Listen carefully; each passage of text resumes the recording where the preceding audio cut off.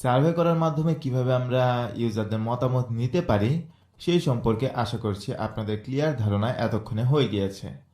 আর এই ভিডিওতে মেইনলি আমি আপনাদেরকে শেয়ার করব কিভাবে কোনো রকম সার্ভে করা ছাড়াই অন্য কিছু ডিফারেন্ট ওয়েতে আমরা আসলে ইন্ডাস্ট্রির আপনি যে প্রোডাক্ট বা যে ডিজিটাল বা ফিজিক্যাল যে প্রোডাক্ট নিয়ে কাজ করেন না কেন বা যেই কোম্পানির আন্ডারে কাজ করেন না কেন, অন্য কম্পিটিটর বা অন্য প্রোডাক্টের কি কি সমস্যা আছে বা কি ইমপ্রুভ করলে জিনিসগুলো আসলে বেটার হবে আরও, সেই বিষয়গুলো আমরা কিভাবে সার্ভে করা ছাড়াই বের করতে পারি সেই ব্যাপারগুলো নিয়ে মূলত আজকের এই লেকচারটি আমি সাজিয়েছি। সো ফিডব্যাক কালেক্ট করার ক্ষেত্রে সবার ফার্স্টে যে মেথডটি আমি শেয়ার করব সার্ভে করা ছাড়াই, সেই মেথডটি হচ্ছে টকিং টু পিপল। ইয়েস, আপনি ঠিকই শুনছেন।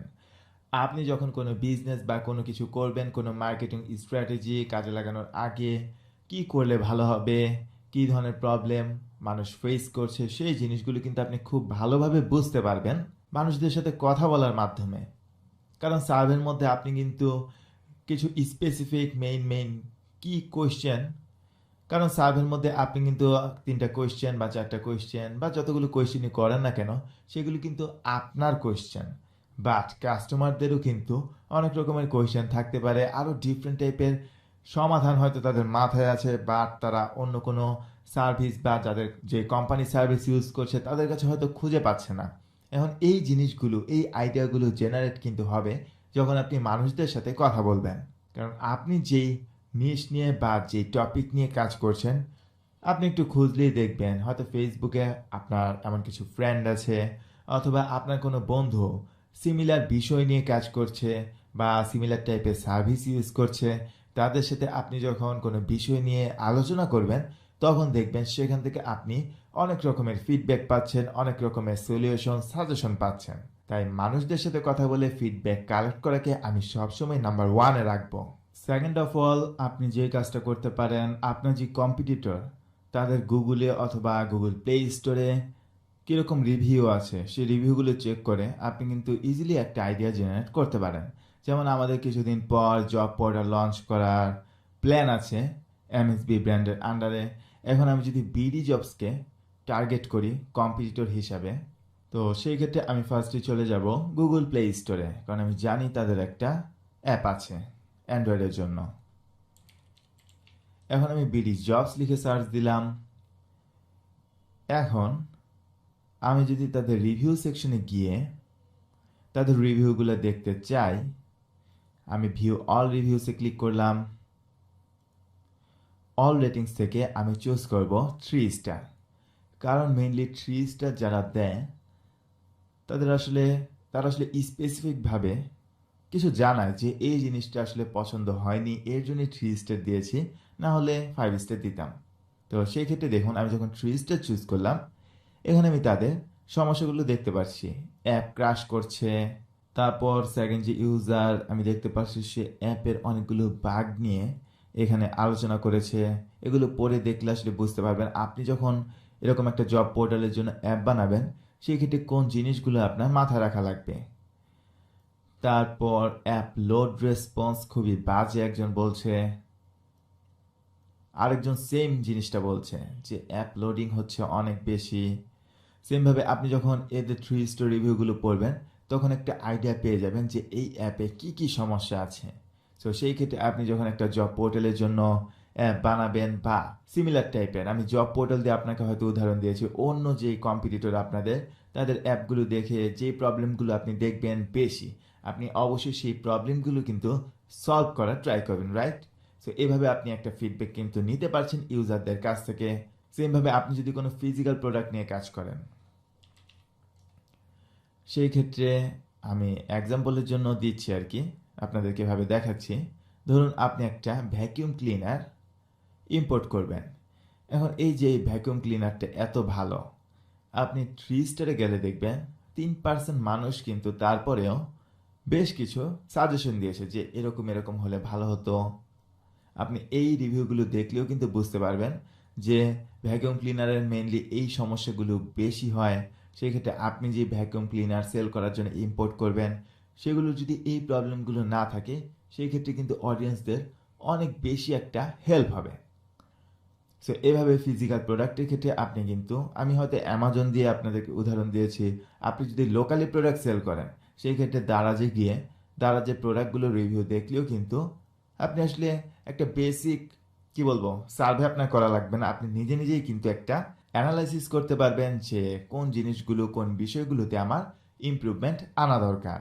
তারপর এমন হতে পারে আবার আপনি একটা সফটওয়্যার নিয়ে কাজ করছেন যার অবশ্যই অনেক রকমের কম্পিটিটর থাকবে যারা কিনা সিমিলার টাইপের সার্ভিসই দিচ্ছে।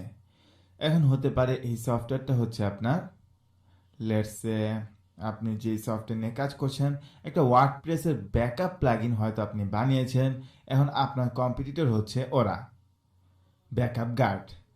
এখন তাদের কোন কোন জিনিসগুলো আসলে ভালো না, আপনি যে তৈরি করছেন সেগুলোর মধ্যে কোন জিনিসগুলো, এখন ওরা কি জিনিসগুলো ভালোভাবে প্রোভাইড করতে পারছে না সেগুলো যদি আপনি দেখে প্রোডাক্ট ক্রিয়েট করেন আর পরবর্তীতে সেগুলোকে ফোকাস করে আপনি যখন মার্কেটিং করবেন তখন কিন্তু আপনি অনেক বেশি ভালো রেসপন্স সবার কাছ থেকে পাবেন, অ্যান্ড অ্যাজ এ রেজাল্ট আপনার বিজনেসটা কিন্তু ভালোভাবে গ্রো হবে এবং আপনার মার্কেটিংটাও সাকসেসফুল হবে। এখন এটা যে রেটিং আমরা দেখতে পাচ্ছি সবাই মোটামুটি 5 স্টার দিয়েছে, বাট অনেকে কিন্তু খারাপ রিভিউ দিয়েছে, খারাপগুলো কিন্তু আমাদের দেখা লাগবে। এখন এই ড্রপ ডাউন থেকে আমি যদি রেটিং অ্যাসেন্ডিংয়ে দিই তাহলে দেখবেন একজন বলছে তার প্লাগইন সঠিকভাবে কাজ করছে না, আরও ডিটেলস এখানে লিখে দিয়েছে কেন কাজ করছে না। আরেকজন বলছে এটা ক্র্যাশ করছে ওয়েবসাইটে সেট আপ করার পর। আরেকজন বলছে 2টা ওয়েবসাইটে টেস্ট করেছে, এর মানে কোনো একটা ফাংশন বা কোনো একটা প্লাগইনের সাথে ক্র্যাশ করার কারণে মেইনলি তাদের প্লাগইনটা হয়তো কাজ করছে না, এর মানে কম্প্যাটিবিলিটি ইস্যু আছে। তারপর আরেকজন বলছে তার ওয়েবসাইটটাকে একদম ব্রোক করে দিয়েছে, আরেকজন রিফান্ড নিয়ে নিয়েছে, অনেক বড় ইস্যু জানিয়েছে। অনেকেরই প্রবলেম হচ্ছে আসলে ওয়েবসাইট ক্র্যাশ করার, এর মানে আপনি যখন প্লাগইনটা বানাবেন যদি ব্যাকআপ প্লাগইন নিয়ে কাজ করেন তাহলে কিন্তু আপনাকে ফোকাস রাখা লাগবে আসলে কোনো ওয়েবসাইট যাতে ক্র্যাশ না করে, কোনো ওয়েবসাইট যাতে ওয়েবসাইটের সব কিছু যাতে নষ্ট না হয়ে যায়, কারণ ব্যাকআপ প্লাগইন ব্যাকআপ হিসেবে ইউজ করবে ওয়েবসাইট যাতে ঠিকমতো ব্যাকআপ রাখতে পারে। এখন সেই ক্ষেত্রে যদি এরকম অবস্থা হয় তাহলে কিন্তু ভেরি ব্যাড। আমি এখন অ্যাপসুমো সাইটে আছি, মেইনলি এটা হচ্ছে একটা সফটওয়্যার সেলিং ওয়েবসাইট। এখন আমি যদি আপনাদেরকে আরেকটা এক্সাম্পল দিই, দেখুন আমি যদি এই সফটওয়্যারটার রিভিউ দেখি আমি দেখছি অ্যাভারেজ রেটিং কিন্তু খুবই ভালো, 4.5 মতো, 125টা টোটাল রিভিউস। এখন আমি যদি খারাপ রিভিউগুলো দেখি তাহলে কিন্তু খুব সহজেই বুঝতে পারবো তাদের মেইন প্রবলেমটা আসলে কোথায়। একজন বলছে এটা এজেন্সি অথবা এন্টারপ্রেনিয়রদের জন্য না, আরেকজন বলছে সব কিছু অনেক মেস, আরেকজন অনেকগুলো সমস্যা জানিয়েছে আমরা দেখতে পাচ্ছি। তারপর আরেকজন লিখেছে সো ডিসঅ্যাপয়েন্টিং। দেখুন তার রিভিউটা যদি আপনি একটু পড়েন দেখতে পারবেন এটা মেনলি একটা video based platform, warm welcome. এখানে সে বলছে সে খুবই এক্সাইটেড ছিল, সফটওয়্যারটা কিনেছে, ফোনে এবং অ্যাপে ভালো মতোই কাজ করেছে, বাট যখন ল্যাপটপে ইউজ করবে তখন এটা টোটালি ওয়ার্থলেস। এছাড়া সে তাদের সফটওয়্যারটা কম্পেয়ার করেছে জুমের সাথে, যেগুলো দিয়ে কিনা তার প্রবলেমগুলো সলভ হচ্ছে, তাহলে এটা ইউজ করার তাহলে বেনিফিটটা কি, যেহেতু এটা ল্যাপটপে ঠিকমতো কাজ করছে না। এর মানে এখানেও আমরা সফটওয়্যারের ক্ষেত্রে কম্প্যাটিবিলিটি ইস্যু দেখতে পাচ্ছি। তো এভাবে আপনি যেই সার্ভিস দিবেন বা আপনার কোম্পানি যেই সার্ভিস দিবে তাদের কম্পিটিটরদের রিভিউগুলো চেক করা লাগবে, যারা আসলে বুঝে শুনে সফটওয়্যারটা ইউজ করে নেগেটিভ রিভিউ দিয়েছে বা সমস্যাগুলো জানিয়েছে পাবলিকলি, তাদের সেই মতামতগুলো দেখেই মেইনলি আপনি যে প্রোডাক্টটা তৈরি করবেন সেগুলো কিন্তু ওই সমস্যাগুলো অবশ্যই সলভ করে তারপর মার্কেটে আনতে হবে। আর আপনি একটু চিন্তা করলে দেখবেন ওই ইন্ডাস্ট্রির ওই যে মার্কেট লিডিং যারা আছে ওই স্পেসিফিক সফটওয়্যারের জন্য বা ওই স্পেসিফিক সার্ভিসের জন্য তাদের যে প্রবলেমগুলো সেগুলো যখন আপনি সলভ করে মার্কেটিংয়ের ক্ষেত্রে ইউজ করবেন যে এই প্রবলেমগুলো আসলে হবে না আপনার এই সফটওয়্যারে আপনার এই প্রোডাক্টে, এটা ফিজিক্যাল ডিজিটাল যে কোনোটাই হতে পারে, তখনই কিন্তু আপনি মেইনলি মার্কেটিংয়ে ম্যাসিভ সাকসেসটা পাবেন।